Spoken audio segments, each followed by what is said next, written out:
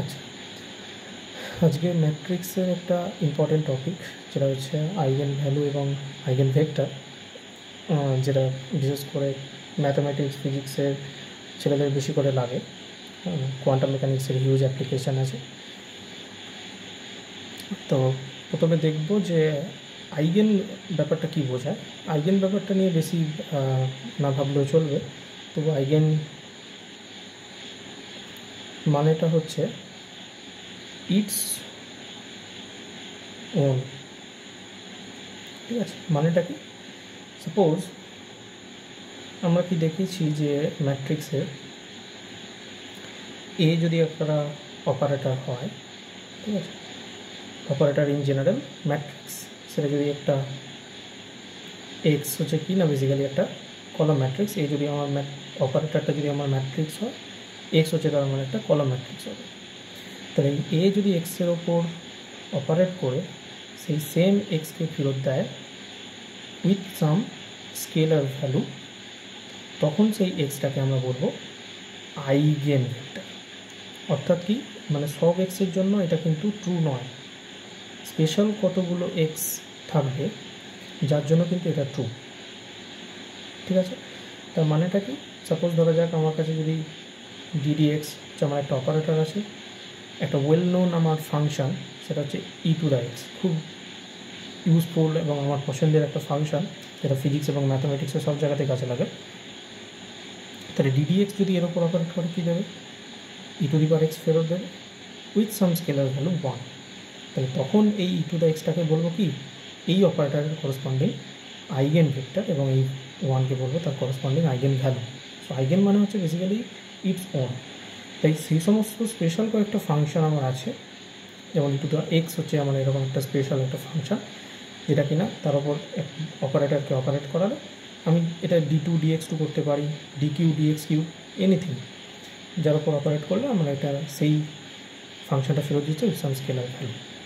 তাই এমন কতগুলো স্পেশাল এক্স থাকবে, এই অপারেটরটা এর ওপর অপারেট করলে সেই এক্সটা ফেরত দেবে উইথ সাম স্কেলার ভ্যালু, তখন সেই এক্সটাকে বলবো তার আইগেন ভেক্টর।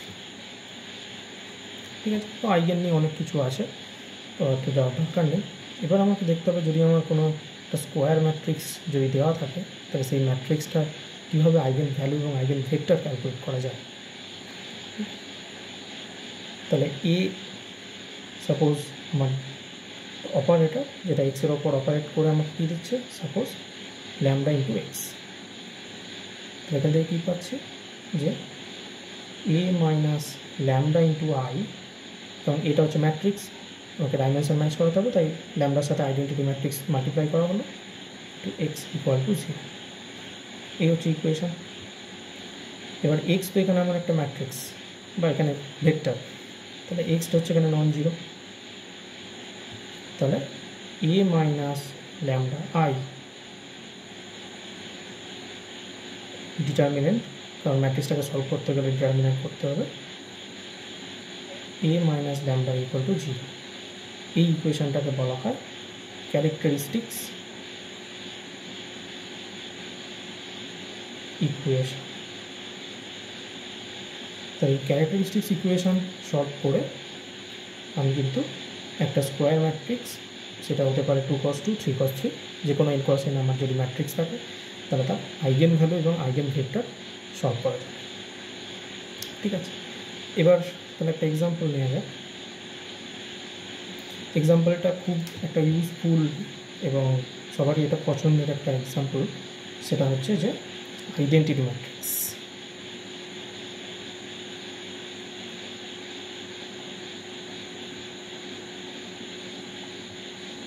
ঠিক আছে, তো সাপোজ ধরা যাক 3 cos 3 আমি একটা আইডেন্টিটি ম্যাট্রিক্স নিলাম, 0 1 0 0 0, ম্যাট্রিক্সটার নাম দিলাম সাপোজ ই।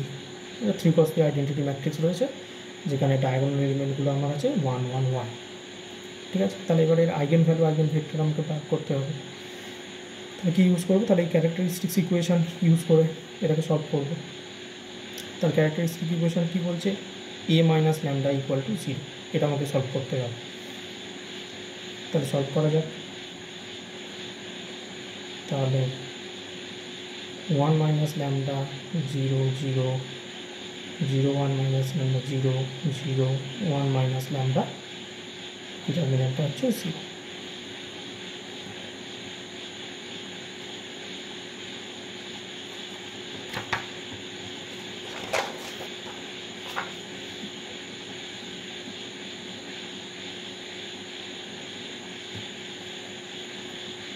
তাহলে ইকুয়েশনটা কি আসছে, 1 মাইনাস ল্যামডা তার হোল কিউব, বাকি সব মাইনাস 0 0 চলে আসছে, ইকুয়াল টু হচ্ছে 0।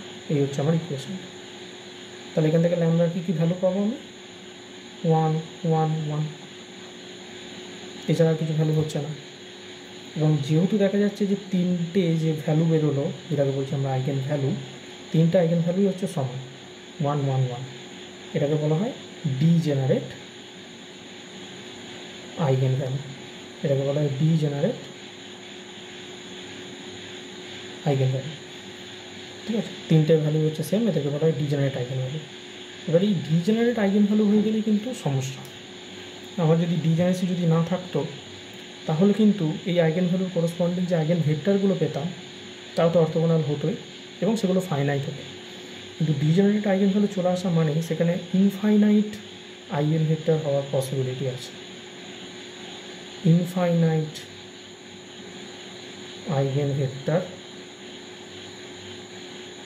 হওয়ার কিন্তু পসিবিলিটি থেকে যাবে যদি ডিজেনারেট আইগেন ভ্যালু চলে আসে, কিন্তু ইনফাইনাইট আইগেন ভেক্টর হওয়ার পসিবিলিটি চলে আসতে পারে। ঠিক আছে, তাহলে আমাকে এবার সলভ করতে হবে। তাহলে 1 এর করসপন্ডিং ল্যামডা ইকুয়াল টু 1 এর করসপন্ডিং আইগেন ভেক্টর তাহলে কী হবে, তাহলে A minus lambda equal to 0, এটা ছিল যে A minus lambda I equal to 0 ছিল। তাহলে আমি ল্যামডার জায়গায় সেই ভ্যালুগুলো যদি বসাই, তাহলে কী ছিল 1 মাইনাস 1 মানে আই মাইনাস আই, এখানে ছিল x into x equal to 0। এবার আই মাইনাস আই তো 0 হয়ে যাচ্ছে, সো 0 ইন্টু 0, এটা কীভাবে লিখতে পারি, লিখি ভেক্টরিক্যালি 0 ইন্টু 0 কি, তার মানে এখানে এক্সের যে ভ্যালুটা হবে, সেই এক্সের ভ্যালুটা যে হবে মানে তার যে এলিমেন্টগুলো থাকবে সেগুলো কিন্তু হবে সব নন জিরো। ঠিক আছে, তার মানে বলতে পারি এক্সের যে এলিমেন্ট